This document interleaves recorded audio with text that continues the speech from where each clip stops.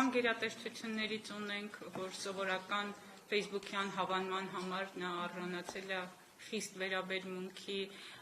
ունենք նաև սովորական մարդը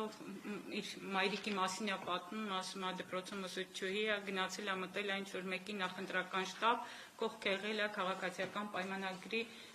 շտաբը եւ այնտեղից դուրս են եկել, ասել են կտեսնես, թե հետո քեզ հետ ինչ կլինի, այսինքն նման երևույթները շատ են եւ մենք հենց պետք է մեր ամբողջ գործընթացով բացառենք այս ամեն ինչը, պետք է բարձրաձայնենք այս խնդիրները,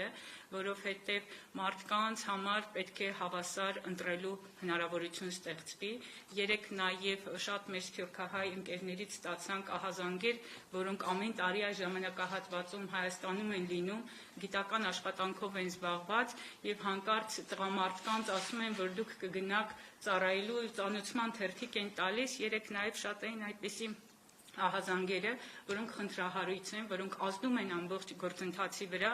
եւ սա զսպաշապիկի նման մի բան պետք է դառնա, հատկապես որ դիտորդական առաքելությունների մեծ մասը արձանագրում է շատ տարբեր բաներ, բայց հիմնական առաքելության վերակատարման, որտեղ հիմնական խնդիրները առաջացնում են այն մարդիկ, ովքեր ունեն վարչական ռեսուրս, իսկ վարչական ռեսուրսի օգտագործումը արդեն խնդրահարույց է այս իրավիճակում։ Ես պետք է ասեմ, որ նաև մեր խնդիրն է կոչ անել հատկապես երիտասարդներին, որոնք անտարբերության քողի ներքո են, որոնք անվստահություն ունեն, իրենց վստահությունը վերականգնելու համար նրանք պետք է տեր կանգնեն իրենց քվեին եւ պետք է գնան ընտրատեղամաս իրենց ձայնը տալու եւ ընտրելու այն ուժերին, որոնք կարող են երկրում փոփոխություն բերել, որոնք կարող են այս բոլոր երևույթները բացառելի վերջո, որովհետեւ հասարակությունը արդեն հոգնել է, հասարակությունը նաև ուզում է ապահովություն, ուզում է վստահություն եւ այդ վստահության մթնոլորտը ձևավորելու համար յուրաքանչյուրի մասնակցությունը ընտրությանը շատ կարեւոր է։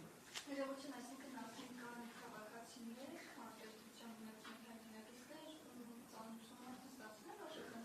Նրանք երեք ռազմական ոստիկանությունը կարծես թե եղել է օդանավականում, մեզ այդպես են տեղեկացրել, օդանավականում տրվել են, բայց հետո նրանք հեռացել են, այսինքն հավանաբար ճնշման արդյունքում, որովհետև նաև քաղաքական ուժերը սկսեցին դրա մասին խոսել, դրա արդյունքում նրանք հեռացվել են։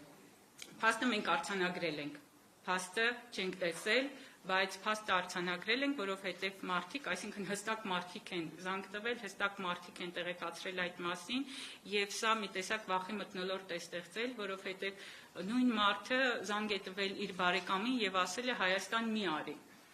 Այսինքն սրանով նաև պետք է հասկանանք, որ Հայաստանի Հանրապետության յուրաքանչյուր քաղաքացի ունի հավասարության եւ ընտրելու իրավունք, որտեղ էլ նա ապրի, նա պետք է իր ընտրությունը կատարի, որովհետեւ իր երկրի հարցն է լուծվում։